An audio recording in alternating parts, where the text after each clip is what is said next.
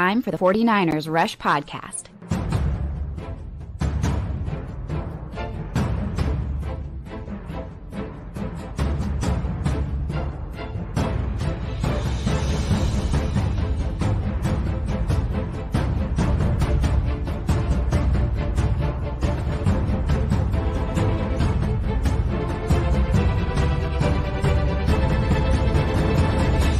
And here's your host, John Chapman. What is going on, faithful? I'm here. It's Tuesday. Yeah, we're an hour early, which I do like. I like the early stuff. But I'm here with the man, the winning man. He cannot lose. Wayne Breezy, how are you, my friend? I am great. I am fresh off of zero sleep. I didn't know how to sleep because it was just so exciting. Congratulations to the Boston Celtics. I had nightmares, so thank you. And I apologize, in advance. But no, I'm good, man. I'm good. It's good to be here. It's good to talk 49er football with you, bro, always.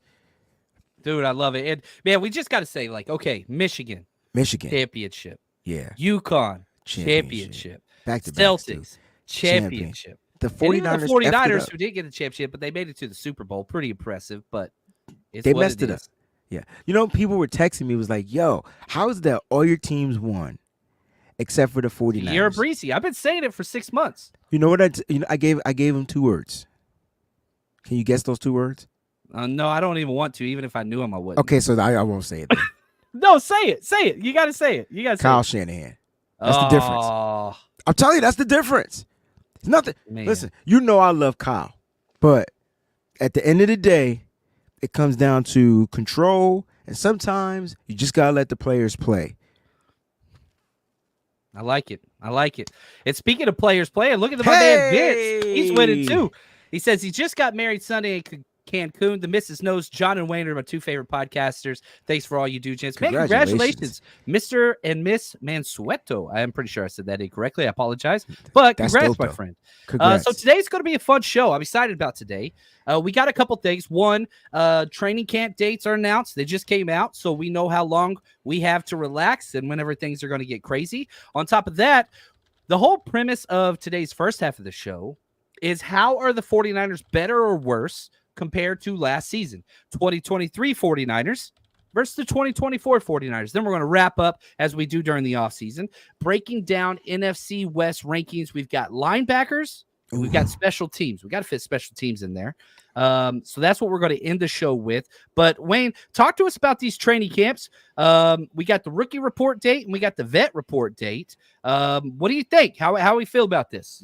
I'm feeling good, man, because it's time to get these guys back. They have a bitter taste in their mouth, bittersweet, whatever you want to call it. You ever had some chocolate and you thought it was the chocolate that you like because you didn't read the package? No, you never had the I know exactly what you're talking about. And you put that chocolate in your mouth and you was like, nah, this ain't it. It's not milk chocolate.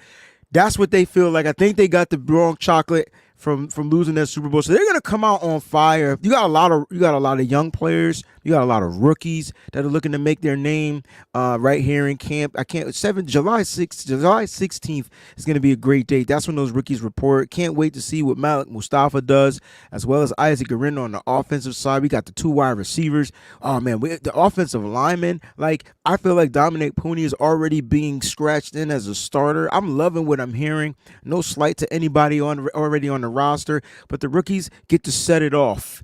And that's what's really important. And they're going to get that jump start on the installs and things like that when they kick off, phase 4. And so I'm excited, bro. And then you got the veterans coming in there, the good old savvy vets, Brandon Aiyuk and them coming in there. One of the things I thought was crazy. We've got some fun chat comments already coming in. I appreciate it. Thank you, everybody, for participating. The rookies report the second earliest out of all the teams. And the vets report the second latest. And it's going to be rookie, get your crap together and get on board. You got a whole week, bro. You got 7 whole days. I like that. To figure stuff out. But see, the only thing about, we've been to training camp, but I've never been to the rookie version. So I usually missed that. Don't open that up to the public. Sometimes they'll let the beat writers come in for one of them usually. But and we don't have the dates yet as far as when they're practicing, which ones are open, which ones aren't, all that fun Correct. stuff. They will be open to season ticket holders, so that they go to them first. And again, if you're a season ticket holder and you don't want your training camp tickets, please reach out to me, 49ers Rush Podcast at gmail.com. I will happily pay for those tickets if you don't want them and make it financially rewarding to you, because I want to bring as many people as I can, people that enjoy that stuff. If it's not your thing, that's cool.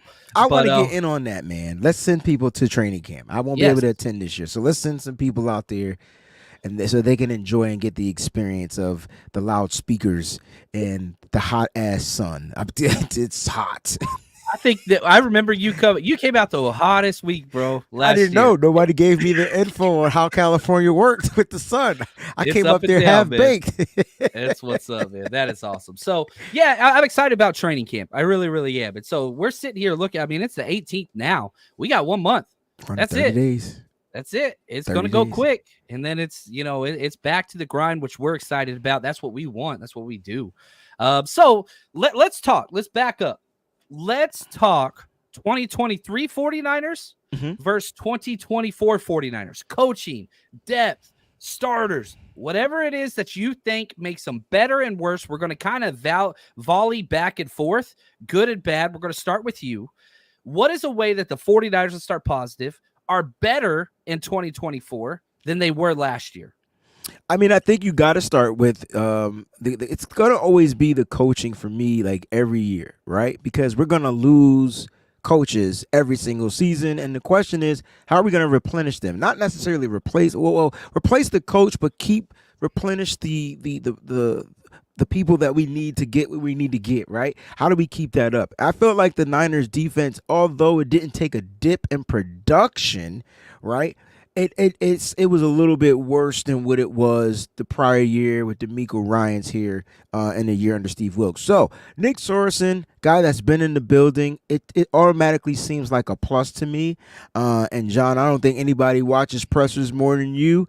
And so during his latest presser, they asked him a specific question, and the only thing I got of it was that the coaches were having fun. And when he said that the coaches were having fun, I was like, oh shoot, it's about to be a wrap. Because I wonder if the coaches weren't like what was it like being in that building? And so if the coaches are having fun, the players are gonna have fun. And if you're having fun, if you show up to work and it's fun, it's so much a much better experience. So I say it starts with the coaching. Defensive coordinator, don't know if it's going to be an upgrade, don't know if it's going to be a downgrade. All I know is it's going to be a grade. It seems like the players already know him, and that's cool, right? It's not a huge transition, not a big change. It's a guy that they're familiar with, a guy that they're ready to run through a wall with, and I really like the Nick Sorensen addition or with a upgrade to the 49ers defense, and I think that's where it starts. You know what I'm saying? For me, I think that's where it starts. Sorensen's interesting because he's been there. And so he knows what's going on, and he knows the players. So here's one of the clips I like. This is Talanoa Hufanga whenever he was asked about Nick Sorensen and how he feels about him being promoted to DC. Oh, definitely. It's honestly, coming in, he's been already in the meetings. So it's not like he's just a fresh face, new face. He knows what the system was. He's been in it with DeMeco as well, so he really understands what we're trying to accomplish. Yes, he makes tweaks here and there and knows what we can do, but I think the good thing is his energy too. Like it's very DeMeco style. I'm not saying they're two different coaches, but at the end of the day, it's same system, philosophy, and the way they teach is a very competitive, energetic way, and that's something I appreciate about him for sure. And if there's anything about Wilkes, and you are right, they finished as the number 3 defense, scoring defense last year. They were the best fourth quarter defense in the NFL last year. There are a lot of positives as far as stats go last year. But man, one of my favorite clips was, I think it was a pick 6 play, and they panned to the booth, and everybody's going buck wild in there, and Steve Wilkes just like a Greek statue, like no emotion. But that's just who he is. Whether that's positive or negative.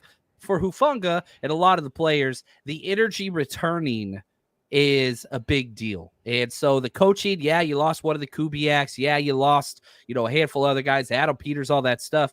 But you kept Shanahan. Offense, not too concerned. I thought Greasy staying was by far one of the most positive things as well. Just continuity, all that kind of stuff. Now, we got a super chat here from Corey. Thank you, Corey. Appreciate you, bud. What's up, Corey? He says, respectfully, I disagree. I believe this is the year this roster regresses. It's been on an incline since Shanahan showed up. Corey goes on to say, I think it will be much more disappointing than a Super Bowl loss. What do you say? The roster regressing, is that going to happen this year? Is that something that you see, Wayne? It's almost hard for me to see this, and I respect this take, you know what I mean? But it's hard for me to see it when it's continued to ascend every single year. I think, when you think back when the Niners first started with the Kyle Shanahan regime back in 2017, they were really trying to build. And I really think they got the drafting right. They got the specific players that they want in here to be the pillars. And then they keep trying to find ways to replenish that particular player in the draft. Like, okay, if this guy's going to move on, we're not going to pay this guy. We need to find another guy that can do some of the same things that this particular guy did, because this is how we run our offense. And so I think they got that part. So it's hard for me to say that the roster regresses. The only way I see the roster taking some type of regression is if there's a big injury, like in 2020. I mean, you lost a bunch of players that year due to injury, right? And so, we didn't look good coming off of that Super Bowl loss. I think this year's a little bit different. I mean, the health staff is better, the training staff is better. Like, everything just seems better. And the players, to me, though they've gotten a little bit older, they're probably a little bit more wiser when it comes to taking care of their bodies. And so it's young, but it's experience. And I think the experience is why you won't see the regression, if that makes any sense. Yeah, I like that. Let's pause on the 2023 verse 24, but I guess this kind of works. Nick says, question for Breezy and John and everyone in here. Did everyone have the same hate for Debo as they do BA? I think there was more hate for Debo. Personally, people were pissed at Debo back in the day, but I'll say this, and this is I'm not a speculation on social media and all that stuff, but I'll tell you this. BA and Debo have been talking extensively about how to handle this situation. Brandon Aiyuk is following the D-book playbook on how to handle this contract negotiation step by step by step. You remember the video that went out whenever his mom was on the phone, or that's where we are in this process. And so I just let it play out. And if you want to speculate over all this stuff and hate players and social media and all that stuff, that's cool. That you do you. I'm not saying don't do that. I'm saying I'm not doing that. I just let it play out. Let it play out. And just wait. Breezy? I can't help it. I like to talk about it. I'm in the Nothing wrong with entertainment. that. You know what I mean? Nothing wrong with that. It's entertaining to me, and I like to break it down. I like to find the cap inside of everything that they post, and it's fun, right? And that was the most staged video I've ever seen in my life. That was more staged than the Debo Mama's video, in the phone call. It was more staged. But at the end of the day, the players are having fun. And I think that's what's most important. Now, to some fans, it's distasteful, but try not to take it that serious, because it's not your contract. It's their livelihood, it's their contract, it's what they're trying to do to be noticed. Right now, the team isn't budging. The team probably ain't even thinking about what they're trying to, negotiating. And the team does what the team does every single year. We talk about contract negotiations. This stuff will probably heat up that rookie mini camp week, right? That's when it'll probably start kicking some tread on the tire. Until then, it's going to be 30 days of this, which I'm for it, man. Give me that. I'm just with it. I'm just going to defer to Wayne on all these things. I'll say this. The longer this takes, and if he does miss time in training camp, that's good for the rookie wide receivers. And I'll say this. He's completely controlled under contract for this year already, under contract. He doesn't have to sign anything. He's under contract. And then two, next year, same thing with T. Higgins. Look where T. Higgins is now. That's exactly where Aiyuk would be next year if they wanted to do that. Could be a cap and trade. Ayuk's got no leverage. That's why you have to go to social media. That's why they do what they do. The new facts. CBA changed everything. Rookie first-round picks are controlled for 6 years, no matter what. No matter what. It's just the way it goes. Oh, look at this. We got the Godfather, Nicholas Barra. I'll let you take this one, Wayne. He says, my brothers, I took a later lunch just to catch this show live. Look forward to the season and hanging out soon. In the meantime, continue to crush it. Love and miss the entire crew and community. We love you too, bro. It's hot in Jersey, ain't it, man? Because it's hot in Connecticut. I was outside filming my IG live video, and I'm like, what is this wet under my shirt? Like I just started sweating for no reason. That's how hot it is. It's humid. It's warm out here too. I mean, I'm in the East Bay, and I think it's like 70 degrees. It's pretty warm out there. So, it's rough out there. I want to say thank you to 49ers Throwback. He says smash that button. He is one of, I assume it's a he. I don't even know if it's a he. And I apologize about that. But like, such a positive human that is constantly just putting so much positivity out there throughout social media, just supporting so many great channels. I can tell you that right now. Not another one. You one of one, Fernando. One of one. Oh, it's Fernando. Oh, I didn't know it was Fernando. No, one of one. There we go. Appreciate you so much, man. Thank you so much. Thank you so much. Right here, Daniel says, can't wait to be a part of the Niners road trip in Minneapolis. Flying from New Zealand. Wow. Woo. Wade better be there. I'll be pissed. That's a tough one. Minneapolis is rough. He was there last year. No, I didn't go last year. Oh, you weren't at that one. No, I couldn't get out to Minneapolis. Wasn't it that Sunday night football? Monday night was one of those nights. I'll say one of my top 3 stadiums. Maybe number 2. I think is it number a dome? 2. Yeah, it's awesome. Oh, so they play. Okay, so that's dope. It is awesome. Probably my second favorite. Raiders number 1. Raiders stadium. Allegiant Stadium is the best stadium in the NFL. Yeah, and then I'd go Vikings 2 for me. Wow, we got to do a show with the best stadium from the trips. Like we got to do something like that. That's what's up, man. That's what's up. What's up? You got Rusty in the house. What's up, Rusty? Dude, I love it, man. Absolutely awesome. So, all right, let's go to a negative, Wayne. Something that you have that the 49ers are maybe not as good off yet, it could change, as they were last year. I don't know. Last year they were pretty darn good. Even the bad was good. It's hard for me to find a negative. But I'll give you my negative. And I know no one's going to, you'll probably agree with it, but you're going to be like, it's corny. I think it's time management. I think when it comes to the negativity for what we can be better at, I think the head coach has to be better at controlling the clock. And, sometimes it's not just about like going out there and like keeping things at pace. I mean, if you could keep your foot on the gas for as long as you can until you know it's about to be over, I would think that would be the area of improvement. I would like to see our head coach, get calling the proper timeouts, knowing when to challenge, things like that. I mean, it's good to be a genius, but that's part of geniusy, right? You got to know, that's my own word. You got to know when to call those things and to do those things properly and, to waste timeouts because I was about to say shot clock, because the play clock is on its way down. Like that stuff has to stop. I think it's time to, I would like to see better, clock management from starting at our head coach, coming down to, Brock obviously out there. And we do that, man. It's them little things. It's the little things that they could get better in. You better clock management, you probably win that Super Bowl. My question is, okay, so clock management's been an issue, going for it on 4th and just always taking the layup. That's who Shanahan is. 0 4th down touchdowns. 0 4th down touchdowns in all of 2023. But having said that, so was Kansas City. So, yeah, but we don't care about Kansas City. We want to be, you know what I mean? Like, you're right. So is Kansas City. Okay, so here's my question. You bring in Brandon Staley, who's the most aggressive 4th down coach and the most aggressive time coach in the wrong direction, but they're polar opposites. Do you think Shanahan's going to listen to Staley at all whenever it comes to 4th down and time management? I think this is where checks and balances come in. There's no way he brings in Brandon Staley if he's not going to be a voice and an ear. So Staley's job is to be a voice and an ear, right? So knowing when to listen and knowing when to speak up and suggest certain things, and having another set of eyes too. I think that helps Kyle Shanahan. And Kyle's all about trusting, and you'll get your opportunity. And Staley just can't mess up. If Staley takes advantages of his opportunities, the trust is going to continue to grow. You saw Kyle Shanahan trust Steve Wilks last year as the defensive coordinator until that Minnesota. Vikings. That's why I ain't going to no damn Minnesota. Not me. No, I'm just playing. But that's what it was. Like that game. That's when it started, and then that is when all stuff kind of like it was probably weird to go to work after that. Yeah.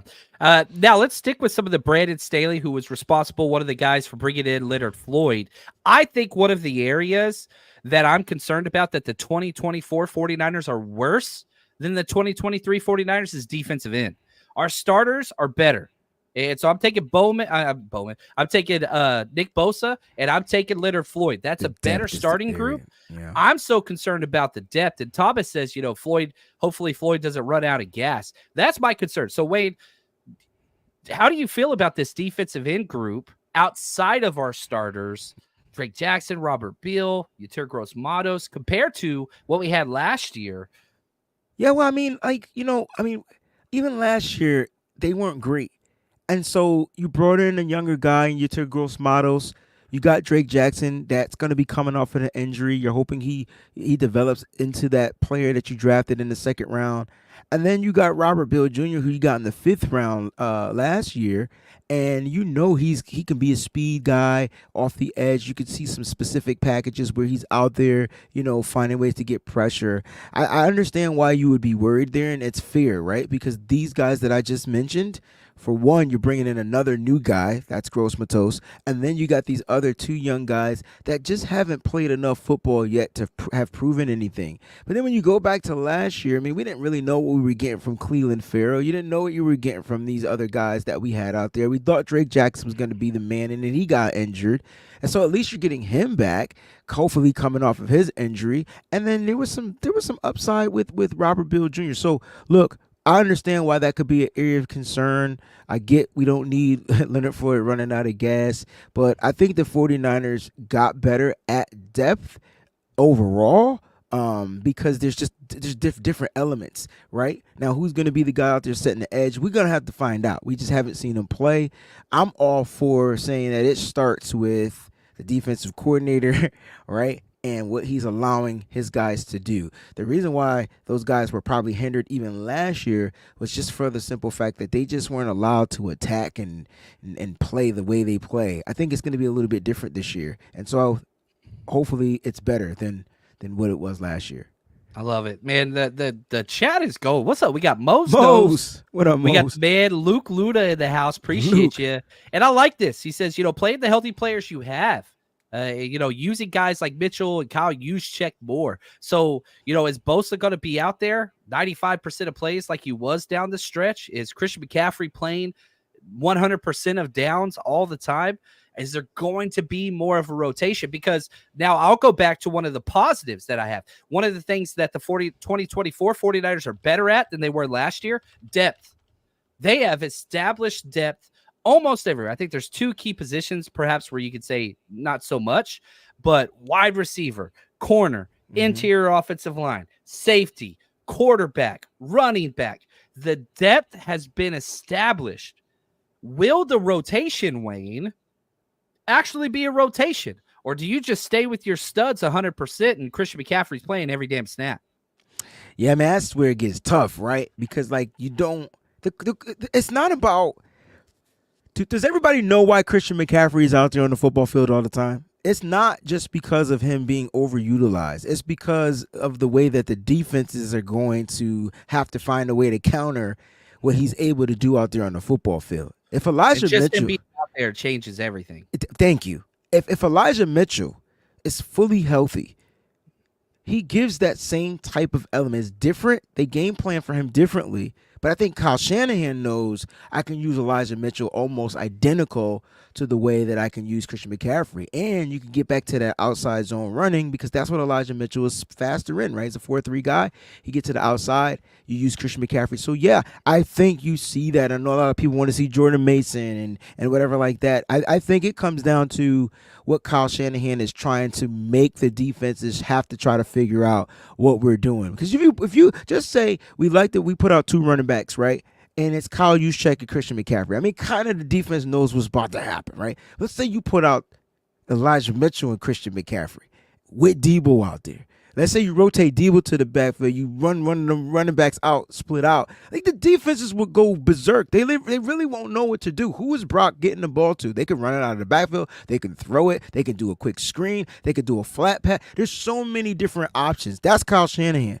Will McCaffrey be overutilized? Probably not, but you want him on the football field. If he's healthy, you want him out there. You need him out there because of what he poses the defenses to do. So will we see more reps from some of the other running backs? Only if I think they're healthy. Because wasn't it funny, John, how no matter how bad Elijah Mitchell looked, he was the only running back Kyle Shanahan trusts. 100%. I mean, it was just whatever he did, that was all that mattered. And so he was always wherever CMC was, that's where he trusted. And so it was. And whenever he went in the game, he changed his entire play call and everything. Yeah, that's what I'm saying. I don't know. I just here. Let's go to Kyle. I just loaded the clip. Kyle was asked, "Is Christian McCaffrey going to have fewer rushes this year?" I mean, I don't think it always needs to be that case with all the runs. Like we got guys that can run the ball and stuff. We got to protect Christian from himself. He doesn't like to ever come out, no matter what the situation is. And I do think that's something we could protect him with more. When you are such a threat in the pass game, it's a little bit different, and that's when you get touches from a running back. A lot of times you're the last choice, just everyone's deep and you throw it to a check down. So like halfbacks can get 6 targets in a game without one play called for them, just because they're on check downs a lot. And so how do we feel about those touches? Man, I'm glad he was out there for that check down. That means no one's around and he's getting up the field and he's as good of a threat on a check down as there can be. But if he's just taking the wear and tear with 20 carries and stuff every game, and he's definitely good enough to do that, and he's proved he can stay healthy, but you'd like to take some of that off of him and give it to other guys also. Yeah, I want way more receptions than I do carries. And Absolutely. I look at this, Invader Nighter. If Schrader is as advertised, Mason will probably get traded. I just finished undrafted free agent Cody Schrader breakdown on Patreon at the 49ersrush.com. Go sign up over there. Free week if you want to check it out. Schrader's awesome, man. He's a damn good player. And he fits what we do, third most zone run attempts in college football. And we all fall in love with the undrafted free agent running back every year. We have to. That running back room is stacked, though, Wayne. Super stacked. This is Jordan Mason's third year? This is it for him though? This is like no, I think he's got one more. So when you're undrafted and you sign a contract, it's still a 4-year deal? Yeah, yes. Still a 4-year deal. Okay, so he has one more then. Okay. Yeah, it's gonna be interesting, I mean, the guy that you would want to trade would be Elijah Mitchell, because you'll probably be able to get more in return. Possibly, but he's been dealing with injuries, so teams might not want him. But if Elijah Mitchell goes to a different team, I bet you 2 things. 1, he'll be healthy, and 2, he'll be a dangerous motherfucking running back. I can tell you that right now. So the question is, what will you be willing to give up? And then that way, because you got Isaac Guerrero, I feel like he's going to make this roster and be something different. As a running back, he doesn't have a lot of tread on his tires. That's a plus, and so he just got to come in and learn the offense, like really just learn the offense. That's what that rookies first week of training camp is going to be all about. But I do like Cody Schrader, big back, nice kid, and I think he runs very well. I think he hits the hole, gets outside, doesn't have that speed, but he's kind of like Jordan Mason if you think about it. But he's not as dangerous of a runner as Jordan Mason. No, and I just looked it up. He's a restricted free agent after this year because he got cut, then brought back. Yeah, okay. That's what I thought. Okay. Very similar to Juwan Jennings, Daniel Brunskill, Manuel Mosley, all those guys. So he cannot sign with another team. The 49ers would have to tender him, bring him back, all that kind of stuff. And I like what Luke says. I feel like he's echoing what's up, Luke? Missed you, bro. He says sometimes you have to put out fresh legs and just let them just win. And so I agree with that.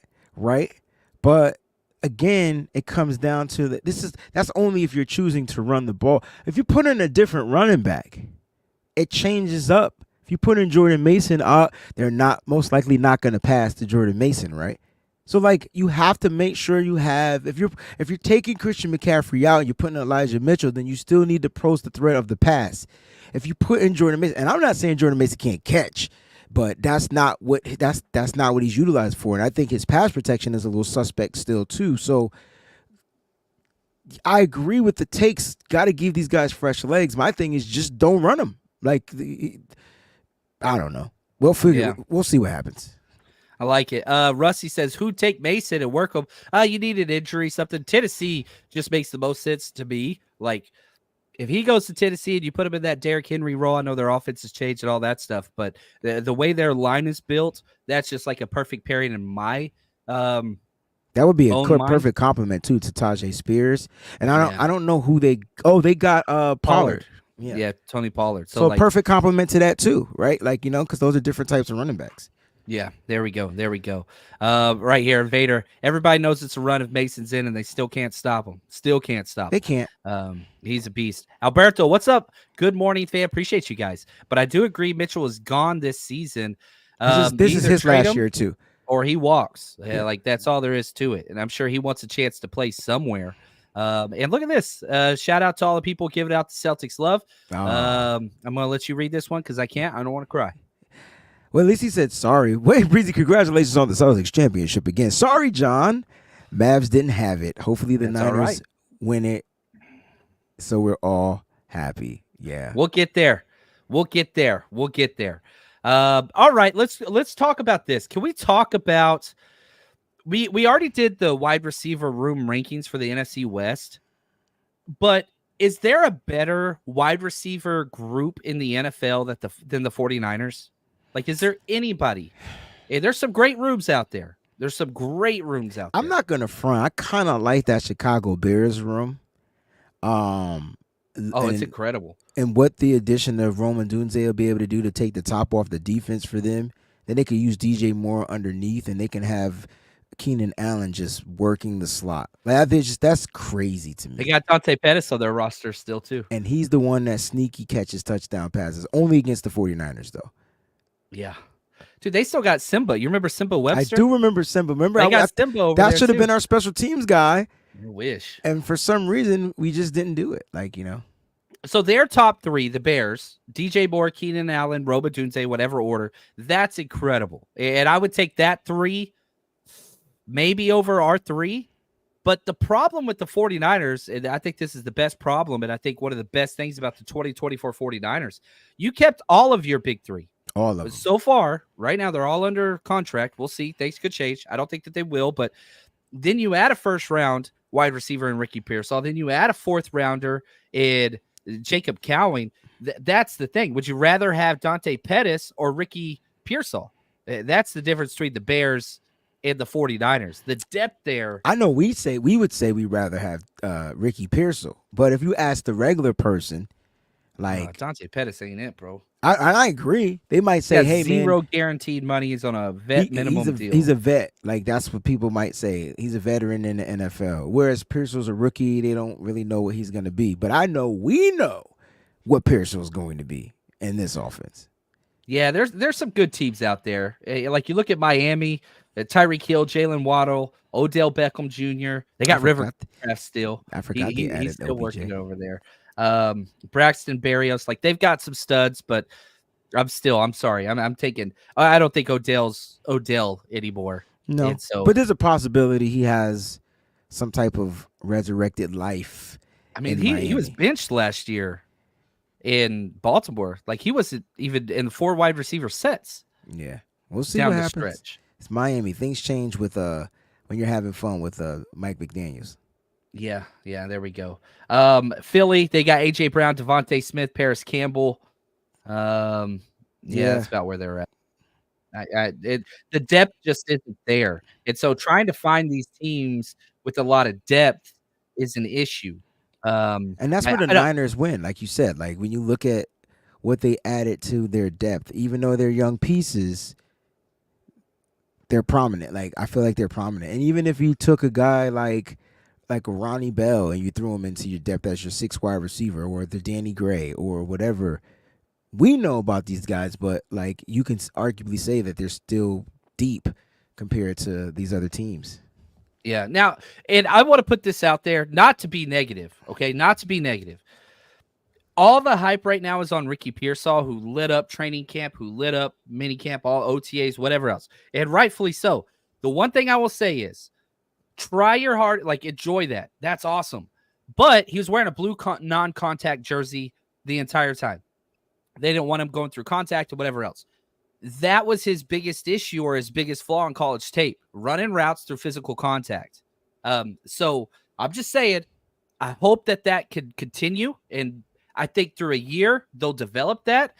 I'm just saying, everybody, wait until we get to training camp. Wait till we put the pads on. That's the key. He's got to play against physical corners, which the Niners have in spades. And if that can continue, then sky's the limit. Right now, I'm just saying, yeah, with the blue non-contact jersey out there, he's going to excel. That's what his bread and butter is. The biggest flaw in Ricky Pearsall tape is playing through physical corners. That's where he struggled. That's why he was a slot corner for Florida. We'll see if he could do that. And so if Aiyuk doesn't show up to the start of training camp, and if Pearsall can play that outside X wide receiver and play through the contact, then it's like, all right, once you get that established, and if you wanted to trade Aiyuk, which you shouldn't, but if you wanted to, I would be, I don't want to trade him at all. Absolutely not. Absolutely not. I don't want to trade Aiyuk. Period. No. You know what you got with him? Yeah, he's what a development from a player. Like, you saw a kid get thrown into the fire, get thrown into the doghouse, come out of the doghouse as one of the top dogs in the NFL. There's no way you move on from that. Like, I just don't, and I understand it's money, it's contracts, it's terms, it's agreements, all that stuff has to come into play. And I know the Niners don't necessarily, you know what, I take that back. People feel like the Niners shouldn't pay two receivers top money. And I keep telling people that Deebo Samuel is not a top receiver. He's a top weapon in the NFL. Try to look at Deebo like that, and then they'll be paying one receiver money. How about that? And he's not even getting paid top 10 anymore. Not anymore. It was 11 or 12 now, right? That's where he should be. It's not even like it's almost to the point where it's a value and the Niners. So at the time it was top 5, top 3, top whatever at that time. But now look where once it all settles down, look where it is now. So people, we need to relax, pump the brakes, let these guys go out there, get their bread, and it'll all even itself out in due time. We need to win some championships. That's what we need to do. Some championships. I like that. Thomas says, was he wearing the blue contact jersey because he was hurt or whatever? And Nigel, yeah, he was wearing it because he was sore. That's what they said. And so they just wanted him to get the reps with Aiyuk out, with all those guys out. So they did basically whatever you got to do. You got to get them out there and get reps. And so they did that. And that's a huge positive. And Vader, John brings up the only question I have on Pearsall. Can he take NFL hits? I'm not worried about him taking hits after the catch. He's tough as hell. He's brave. He's courageous, fearless, whatever you want to like. I ain't worried about that. I'm worried about before the catch, running through contact. That is what I have not seen very much of on tape. If I could see that, check that off, I'm so in love with this pick. And I want to fall in love with Ricky Pearsall. I want to fall in love with every Niner. Like, I love it. And speaking of, let's go to the next part of our segment. Here we go, Wade. I asked this question on Twitter, and it was fun just listening to all the answers. It started off as, I'm going to ask you this. Who are your favorite 4, the Mount Rushmore 49ers that you watched? Not the best 49ers, not the best 49ers all time. Your favorite 49ers that you remember cheering for, right? So this kind of is going to date everybody. I can't say Joe Montana. I can't. I never, I came along pretty dang late. And I saw a couple games with him, but I was like 8 years old. So he doesn't make my list. For me, my top 4 that I remember rooting for, Jerry Rice, that was number 1. Navarro Bowman, number 2. I freaking love Bowman. We've talked about this so many times. B.Y., Bryant Young, and Frank Gore. Those are my 4. Who are your 4 that were your favorite 49ers to root for? And they could be on the current team. And everybody else in the chat, throw your 4 in the chat. Yeah, for me, it was Jerry Rice, T.O. So like those are my top 2 dudes, right? That I loved watching. Having them, seeing them on the football field at the same time for a short period of time was freaking dynamic. So if you got a chance to watch that, woo! You picked Frank Gore, and I love that pick. I got to go with Ricky Waters, man. I know he wasn't here that long, but I just loved him. Running Waters. I just he was like, man, he made me wear the bandana. Like, you know what I'm saying? I just loved Ricky Waters, man. I thought he was a top dude. And, I'm leaving out some fun people, but these are some fun players that I like. And I know Deebo Samuel not going to get the credit that he deserves, but I love Deebo Samuel, yo. Like, I just love everything about him, the physicality that he brings to football, how hard he plays. This will probably be the best year of his life that it looks like he's coming into camp. But just watch him on the football field. You give him the ball, and he's just looking to make a play. And that's what I love about Debo. Like, he's looking to make a play every single time. He's looking to take the ball to the house or make people miss or do something electric. So I feel like a lot of players that I talked about were kind of like electrifying, right? Like, so those are my four, lot. man. We've those are foiled. I didn't put Steve Young on there, and I feel bad because I went with all the specialty players. But Steve, if it could be 5, like I definitely want Steve Young on my Rushmore. Yeah, Steve Young. The hardest ones I had leaving off, Justin Smith. Like just. I left so off much Patrick to me. Willis too. Oh my gosh, this is Patrick not easy. Willis. Shout out to Juan Solis, who is, the heart and soul of the 49ers rush. We've got the same 4, except I've got Bowman over Willis, but there ain't nothing wrong with that. Willis over Bowman ain't wrong. And somebody asked me, like, why do you like Bowman more than Willis? And I think Willis was the best whenever he came in. It was expected. No, that was awesome. Like, Bowman had to, like, fight into that. And I love to see the He did. ascending Part of it. It was almost like Bowman was today's Greenlaw. Like, and I got to type. I got to type. You got to type. Yeah. I'm sorry, man. 4. That's the Mount Rushmore. I need a 5th. I need to put Steve Young up on there. If you could pick a 5th, who would be your 5th? Joe Staley. I love Solid. Joe Staley, man. Solid.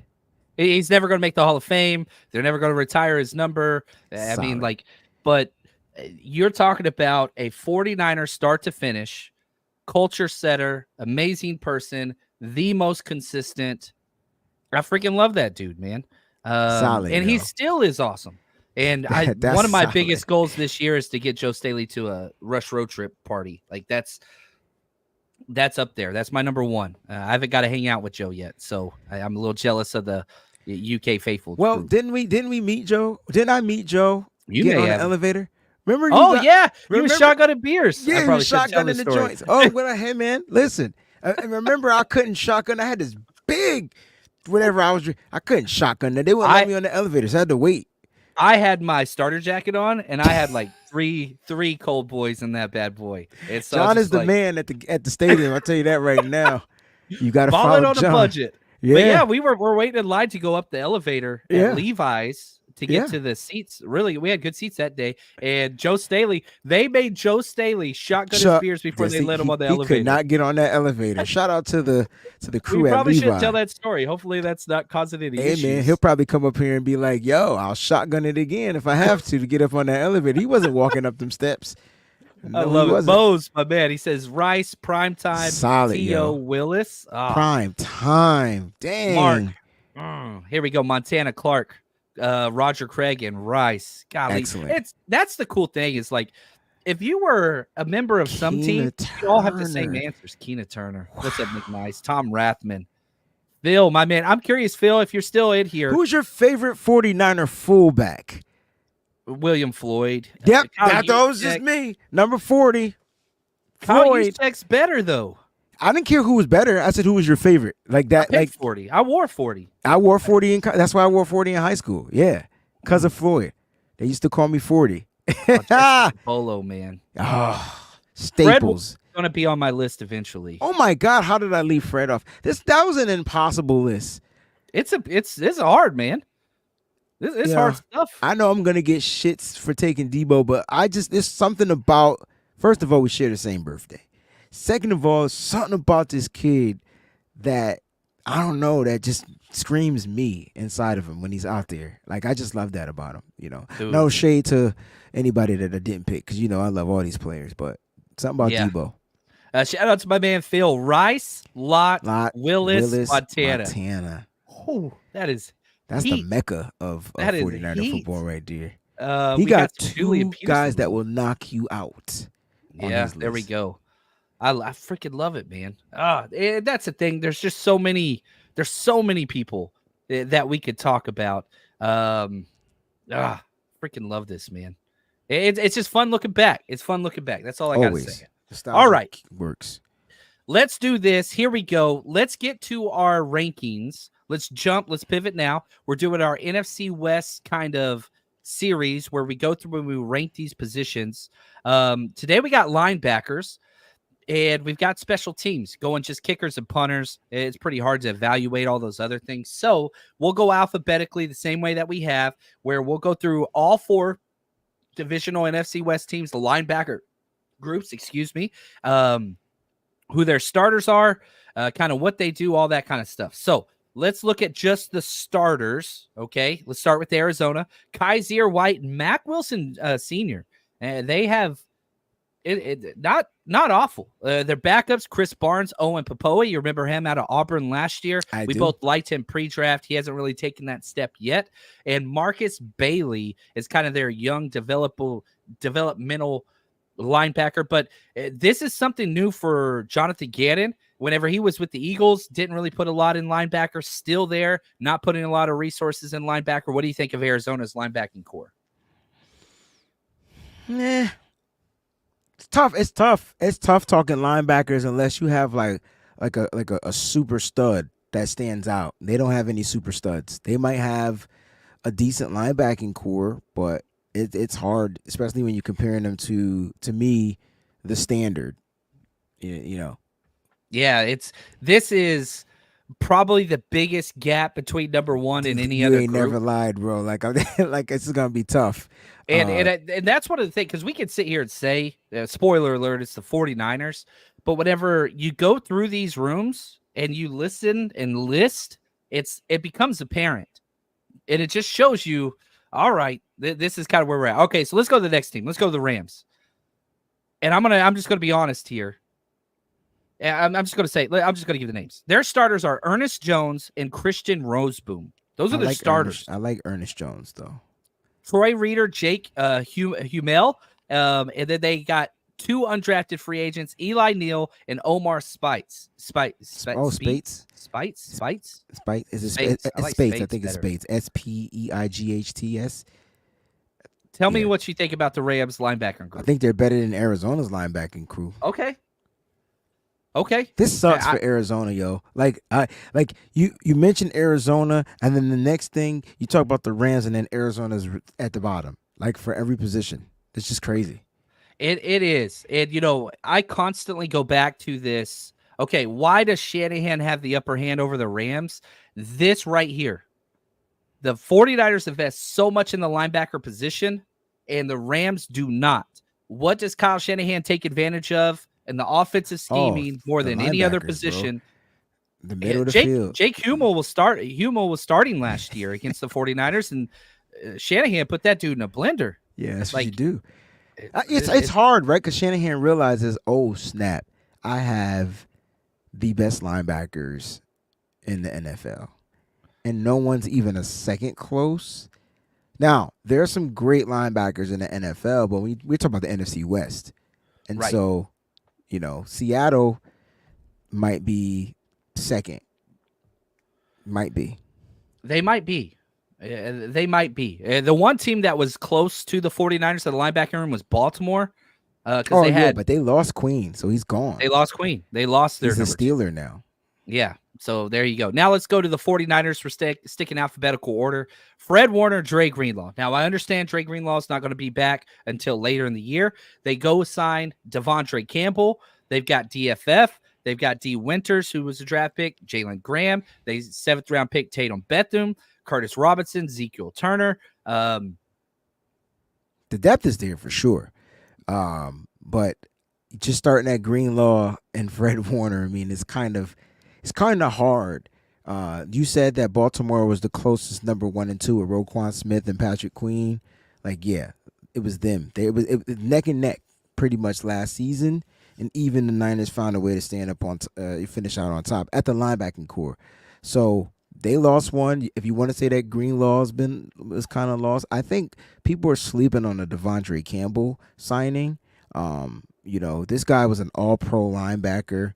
And due to whatever the situation was in Green Bay, it ended up the way it did. Now I think now that he's here and he's going to be under Johnny Holland and the crew, like I think you're going to get all pro play from a guy that has all pro in him. Once you're all pro, you're always an all pro. The question is, how do you maintain it?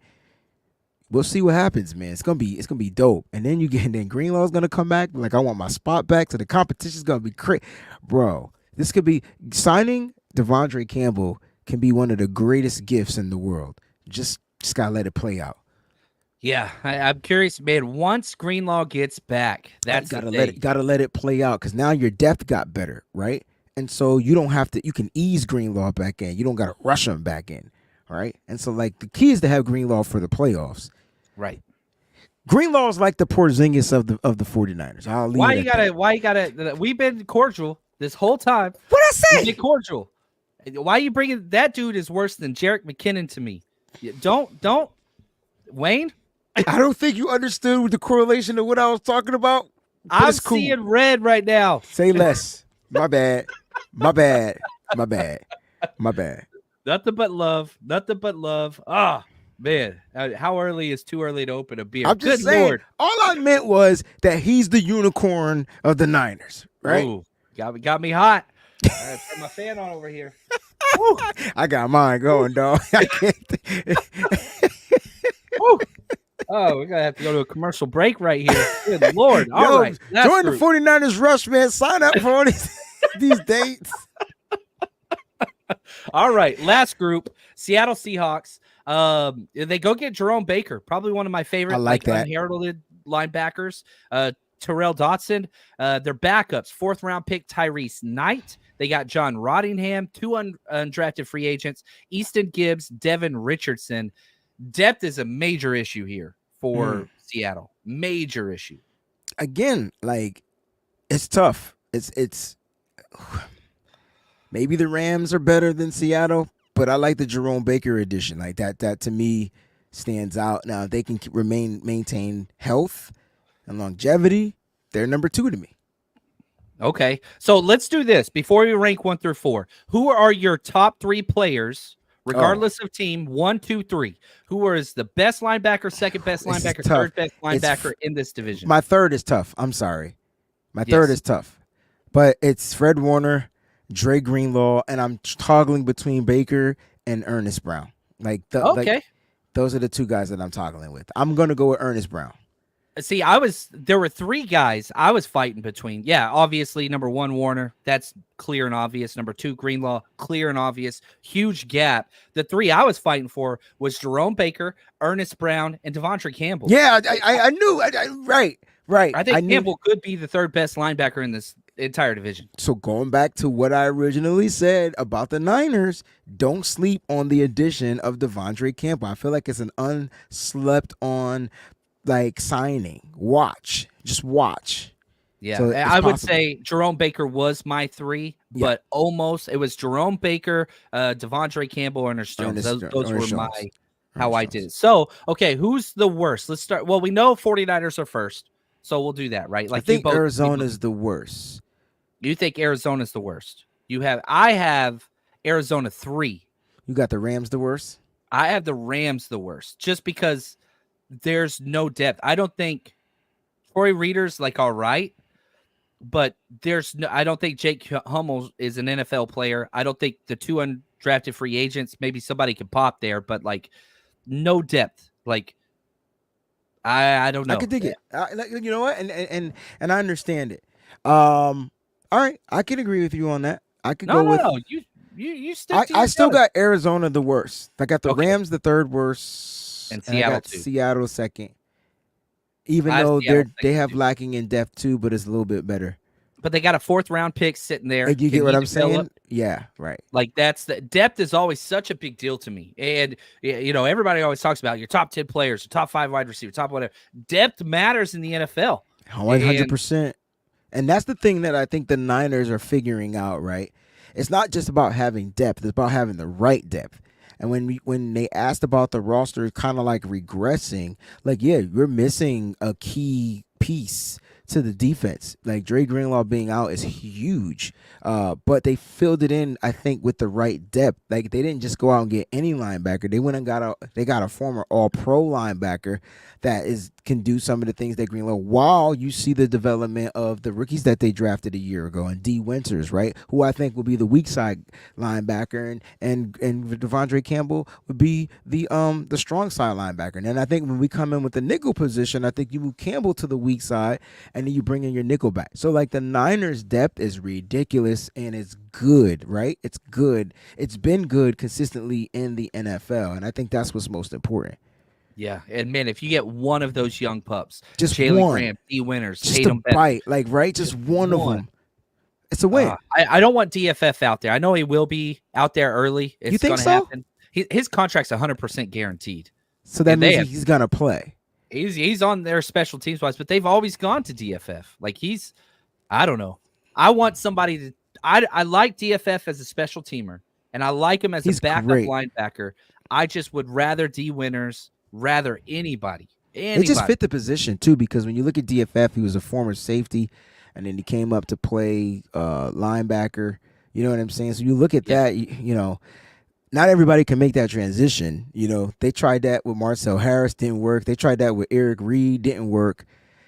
DFF is still struggling with that too. When he has to start. Exactly. Colin, my man. Colin. Appreciate you, buddy. He says, you guys still working hard during the slow season. Have a drink on me. Appreciate your generosity, my friend. You are the freaking man. You are the man. All right, let's go. Let's go with punters and kickers. Okay, now I'll list the teams. And again, here's how there's different ways to rank this. I wanted to put numbers to it. Field goal percentage, accuracy percentage. Okay. And just PFF numbers for the punters, how I did it.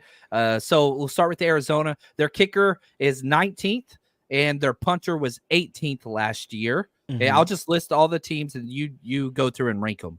Okay, then we have the Rams. Their kicker was 6th last year.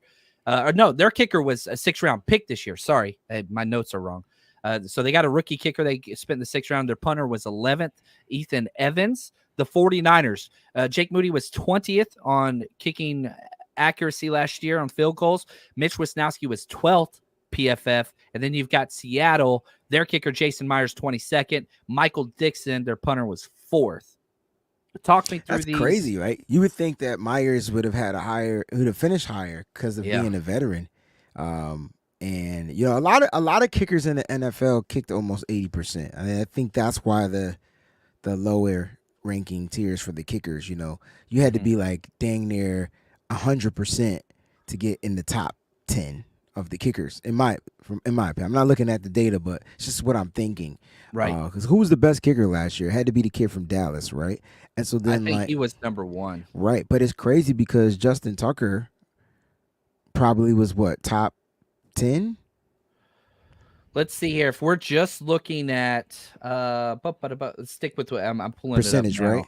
All field goals, kicker percentage. You got to get rid of all the minimums. Got you. I hate that. Here we go. Nick Folk, Tennessee, 96%. Harrison Butker, 95%. Brandon Aubrey, your Dallas kicker, 94. He was 4th. And then, Cameron Dicker, 4. Jake Elliott, 4. Boswell, 6. I need to know this from my Justin Tucker was 14th. See what I'm saying? And he's the best kicker in the NFL. By so far. Like it's he so went weird. down and he only made 2 50-yard field goals this year. Like he didn't have the year he's used to having. He was still great. But my point is just his nostalgia makes him still the best guy. Like until he's not kicking, he's like Brandon the top kicker. Aubrey for Dallas went 10 for 10 on 50-yard field goals. Damn. That's insane.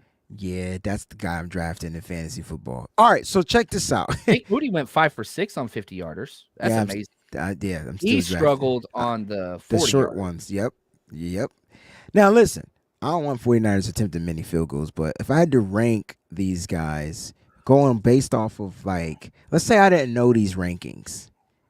Like, let's say I didn't know. I put the Rams last as far as kicking, right? They got a rookie kicker in there. Don't know what he's going to be able to do. Don't know. So they would be 4th, as far as kicking. I think you gotta.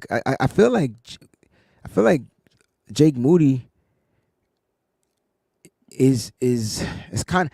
I want to put him 2, but do I put him ahead of? I put him 2. I put him 2. I put Seattle 3. I think Mitch was way better than I thought. Mitch was a top 5 punter last year. Yeah, but how did he get him 12? And it had to be because of the return, like the returns. I don't know. But I think the Niners are 2. I think the Rams will be 4th, even though they had a good punter. I think the Cardinals would be 1. Matt Prater and Blake Gillikin. Yes. They had 19th was their kicker, 18th was their punter. Again, the whatever metric you want to use, that's what I use, just because I didn't know. So then maybe they're 3. So who do you have 1? Seattle. I have Seattle 1. Seattle 1. Michael Dixon, I think, is the best punter in the NFL. Best punter in the NFL. Okay. Gotcha. Jason Myers has been good. He didn't have as good of a year, but it seemed like he had a good year. Like, that's what I'm saying. Like, he's right at. I mean, him and Jake Moody are just right stacked at the on top percentage. of each other. There you go. 83% for Myers, 81% for Moody. So the best kicking punting combo in the NFC West: Seattle, Niners, Arizona Rams. Yeah. And so there we I love this. Mitch the Bloomin' Onion Wisnowski. I like Mitch. I like Mitch a lot. And so I don't know. We'll see. I did, whenever I was like trying to go through, I was like, do we include all special teams? Do we include coordinators? Because like if you say the 49ers have the second best special teams group in the NFC West, I'm gonna say you're drunk. Right. Definitely not. Definitely bottom 20. Yeah. Yeah. But right? Bottom 10 in the NFL, like Mitch the is team beast, as a whole. And if Jake Moody could just take some strides, this is weird, a little like, bit better than last year. Yeah, he has to get more confident in hitting those 40-yarders. That's where he struggled. And remember, he usually missed after a timeout. Like that icing thing was like perfect. Like they did it to him all the time, and so he just has to come out there. I think. Now that it's no longer his rookie season, you're hoping the strides upwards are what he takes, Rookie season out the window. Yeah, it's done. And so hopefully he progresses and, had a decent Super Bowl. He had those great kicks and some missed kick, the missed field or extra point. But there's a lot of positives, and he's not going anywhere. You spit that pick, he's here. Like, whatever your thoughts are on Jake Moody, that dude's not going anywhere. He's going to be here for at least 3 more years, guaranteed. And that should be a good thing. Some continuity there. We'll see what happens. So this has been fun. I like this. Today was a good show, Wayne. As all, you're going to smile no matter what, though, today. And you deserve it, my friend. And I'm very, very happy for you. Thank you so much, bro. Let's let the champion take it out. Let's end this show. And we'll be back next week. I like this because I feel like the Niners are in that discussion of becoming champions. They've been in it all for the past few seasons, and they just got to continue to just go that little bit extra mile, right? Like do what it takes to get over that little bit of hump. It starts in training camp. July 16th is when it kicks off. I think the Niners got a great set of rookies coming in there, whether they're drafted or undrafted. Guys are going to be coming in trying to make this roster. 90 men got to get trimmed down to 53. We're going to be able to bring you all that news right here in the John and Wayne Show. Make sure your alerts are set to all. And faithful, stay up and always remain faithful. We out this joint. Peace.